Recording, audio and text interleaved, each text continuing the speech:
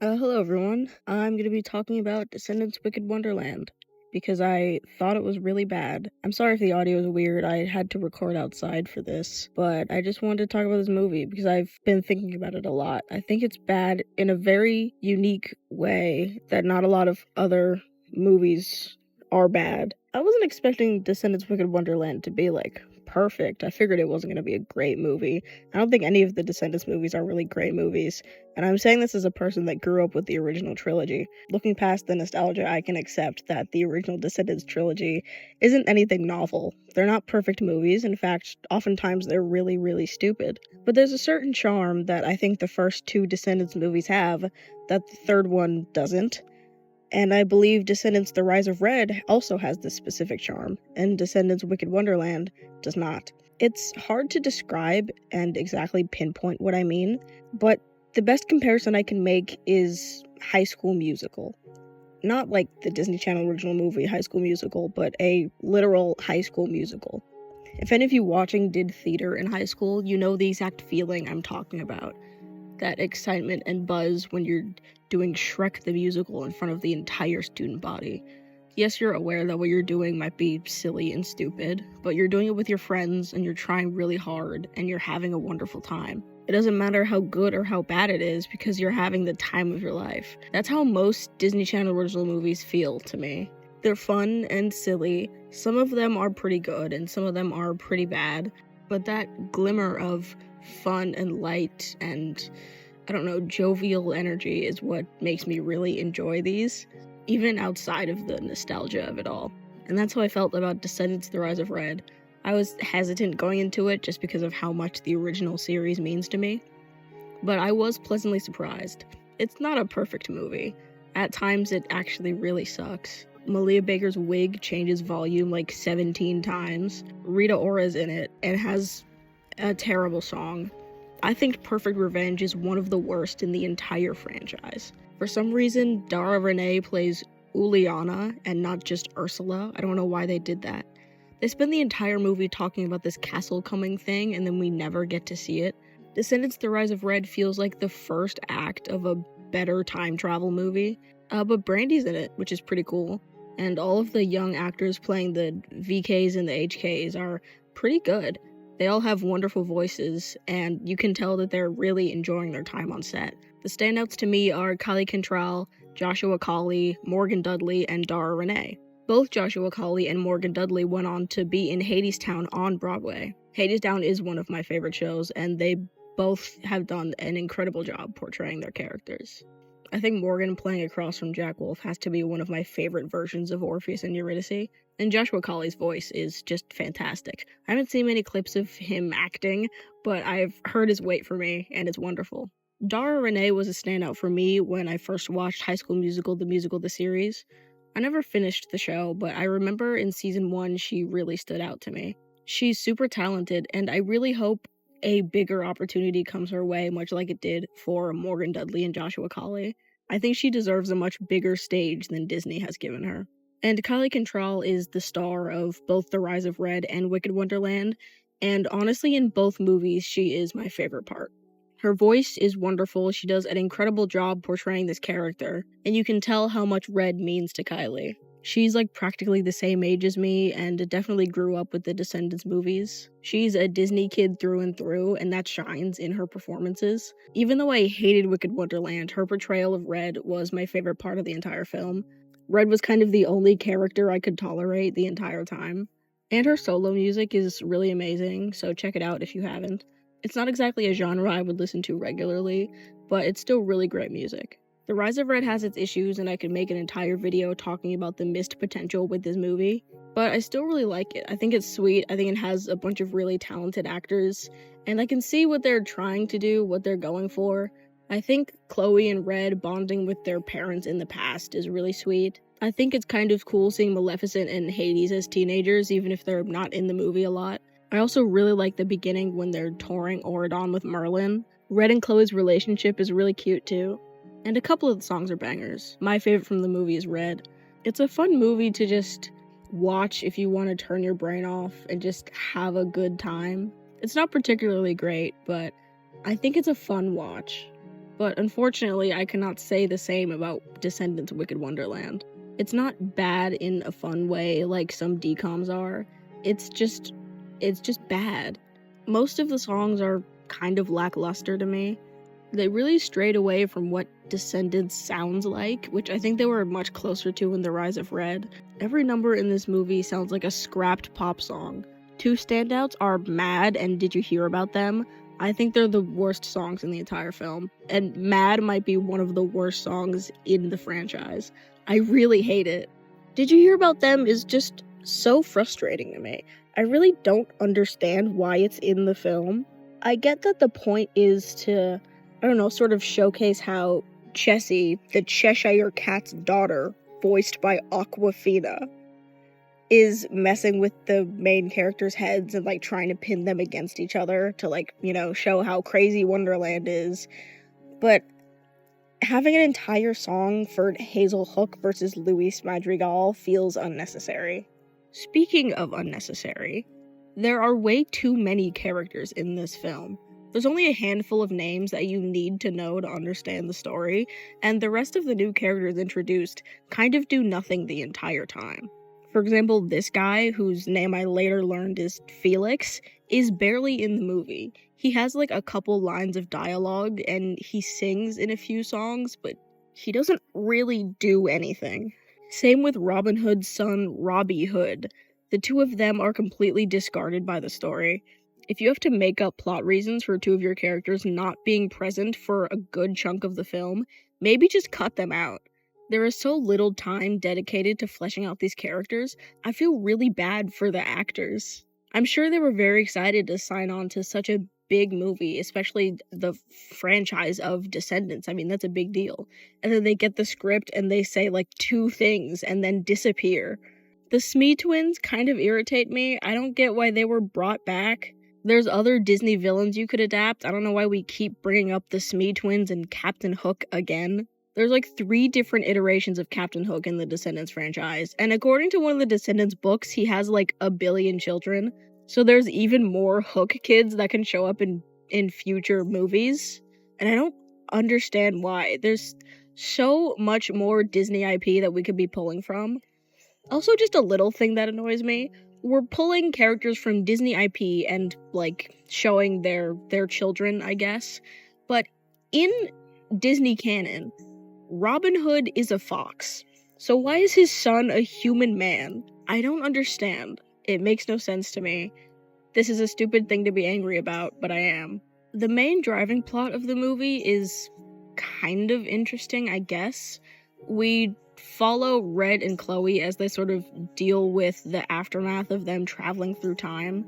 Red has a sister now who is named Pink, and I really hate that she's named Pink. I mean, Red being named Red is already stupid, but it's kind of a name, I guess. Like, Red Riding Hood is named Red, so you could maybe get away with Red. But naming somebody Pink, I don't know, it just feels extra lazy to me. Pink is fine. I don't particularly feel anything towards her character. I think it was nice when they connected as sisters near the end, and I thought it was funny how they kept acknowledging how Pink felt sidelined and was trying to shoehorn herself into the story. But I feel neutral leading towards negative about this character. She functions as kind of an unwanted sidekick, and I think that's a funny concept, but I don't think it's fleshed out in the best way. You could do a lot more with Red and Pink's relationship, and I feel like it was sort of rushed in one song.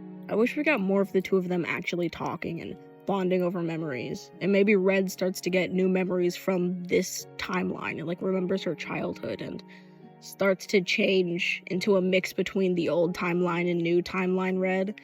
But yeah, Red has a sister now in this new timeline, and for some reason Cinderella is exactly the opposite of who we saw in the first movie because of the timeline switch. I don't understand how that makes any sense, but instead of being more of a, you know, pull yourself up by your own bootstraps, Cinderella, she's really focused on Chloe being a perfect princess. I guess they couldn't come up with any other ramifications for Chloe after the timeline jump, so they just made Cinderella different. But I don't think they changed the past dramatically enough to affect how she turns out like that. You know, I mean, they didn't change Cinderella's upbringing. She still has the evil stepmother and the stepsisters and all that. I don't quite get it, but it's cool that Brandy's in it again. I like her. The other big thing that the timeline change affected was the Mad Hatter and the Mad Hatter's son, Maddox Hatter. Really clever. Actually, I shouldn't get too bent up on the names. Maleficent's daughter's name is Mal. I shouldn't be judging this movie based on the names. But the Mad Hatter looked into one of his fancy doohickey invention things and sees the timeline that Red messed with, where he was mentally well and had a good relationship with his son. And then the Mad Hatter goes mad, trying to look for the pocket watch that Red and Chloe used to travel back in time. That's why he loses his mind and kidnaps Rita Ora. So Red and Chloe have to go to Wonderland to free Rita Ora from the grasp of this crazy man. And Maddox Hatter wants to come too, because he also hates his dad. He's like kind of not a villain in this movie. He's introduced as like a villain kid, but he doesn't do anything particularly evil. And he seems to hate Red and Chloe for no reason. It's not established why they have an antagonistic relationship, they just do. It could maybe be because Rita Ora trapped his dad in jail or something because he went crazy, but Maddox also thinks he's crazy, so I'm not exactly sure. Yeah, but they go into Wonderland to stop his dad because Maddox hates his dad and Red and Chloe have to save Rita Ora, and then everyone else comes too for some reason. I think Louis comes because he has a crush on Red, and then Robin Hood comes for no reason, and the VK gang follows Maddox because he's the group leader. But then later on in like the third act of the movie, Maddox goes to his dad's cabin alone to try and find his dad before everyone else can, because it would look pretty bad if they all ran into his dad at once and then his dad like killed them all. It would sort of look like he was leading them into a trap, and that would not be good. So he tries to find his dad first, but then Chessie, the Cheshire Cat's daughter, voiced by Aquafina, tells Maddox to look into this like doohickey thing, and he sees what his dad saw, which is the timeline that he could have lived in, where he had a good relationship with his father, and then he rightfully gets really pissed at Red. And then he creates his own doohickey thing that is an evil magical cuff, and he gives it to Chloe. And Chloe's also pissed at Red because Red sort of keeps acting like a villain, even though in this timeline she's a hero, and Chloe thought she like changed after the first movie, but that's not really what the first movie was about. They sort of made it a point to be like, villain or hero, you still have the capacity to be good and do good things. That's sort of the point of the entire Descendants franchise. So I don't know why that changed all of a sudden. But yeah, Chloe is mad at Red because Red is acting villainous and did sort of use her as live bait for this like evil flower monster thing. I'd be pissed too. But yeah, Maddox uses his evil cuff on Chloe and decides to make her evil. And her hair is now straightened and she has acrylics and a dress. And I actually really like this costume a bit more than I like the costume she wears for the rest of the film.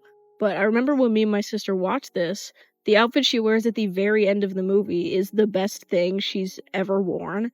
It's the best costume they've ever made for Chloe Charming. And I don't know why she wasn't wearing that the entire time. It looks fantastic. But yeah, Chloe has sort of a villain arc in this movie. And I think that's a fun idea, I guess. But they did sort of already do that with Audrey in the third movie. But Evil Chloe's still a fun idea, I guess. I wish more happened in this movie.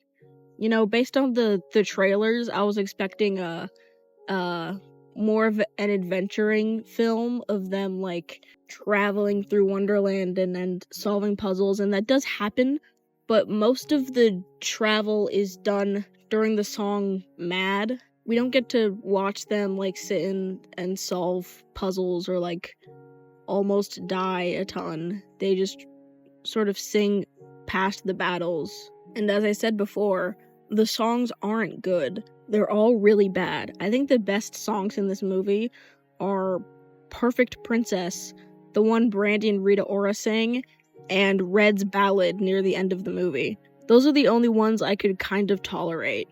Of those three, I think Perfect Princess is the best. The Brandy and Rita Ora one isn't actually an amazing song, but it comes at a time in the movie where all of the songs have been so bad previously that it just feels like a nice reprieve. And Red's ballad also isn't amazing, but I think a ballad fits the pop song vibe more than all of the other songs, and Kylie Control's voice is just really good. What else do I have to say? Pink gets big at the end. I think that's really dumb. I mean, I guess it makes sense because it's Wonderland, and that's like a big thing with Alice in Wonderland. I feel neutral, leaning towards negative about Pink, so I think anything she does kind of annoys me. But yeah, this movie was sort of not fun to watch. When I watched it for the first time, I spent most of it cringing really hard at the use of slang and the terrible songs and the sing-talking they do in, like, every number. They do this a lot in The Rise of Red, too, and I really hate it. But I think it's worse in this movie. They do it less often in this movie, but when they do, it hurts me physically. Yeah, watching The Rise of Red was fun. It was bad, but it was fun to laugh at things, and there were really sweet moments, and characters I could really connect to. Wicked Wonderland is just bad, and there's no reprieve from it being bad. I know it's dumb of me to care about a movie for tweens, but I do. I think content for that age demographic is really rare. Third spaces for kids are non-existent, and tween content has just sort of mixed into adult content, and now there's 13-year-olds running around Sephora. I just wish kids nowadays also had, I don't know, Radio Disney and shows like Austin and Ally, movies like High School Musical. Disney Channel is still pumping out DComs, but they feel a little bit soulless now. It feels like they're just trying to recreate the hype of High School Musical and Descendants by doing the same thing over and over again, instead of trying to make anything new. The newest Disney Channel original movie to come out is just a third Camp Rock movie. And I'm sure it's fine, and the Jonas Brothers are in it, but I don't know, I think we can be more creative with kids' content. Stop riding off the coattails of things that were popular a decade ago, and make something new. I think kids deserve a lot more thought and love being put into their content. Kids deserve to have good, and even if it's not good, fun and heartwarming shows and movies to watch. I don't know, this is just my 2 cents. If you liked it, I'm really glad you liked it. If you think I'm a soulless, fun-hating monster for disliking this movie, yeah, I probably am. But leave a comment, because I'm really curious to read about your opinions, and I probably will respond if you leave a comment that is thoughtful. If you just say first, I also might respond to that. That might be funny. But yeah, like, subscribe if you want to hear more of this. I might do more of this, just sort of yapping over Minecraft content. I think it's fun, and it also inspires me to keep playing on this world. But yeah, I hope I get to see you in the next one. See ya.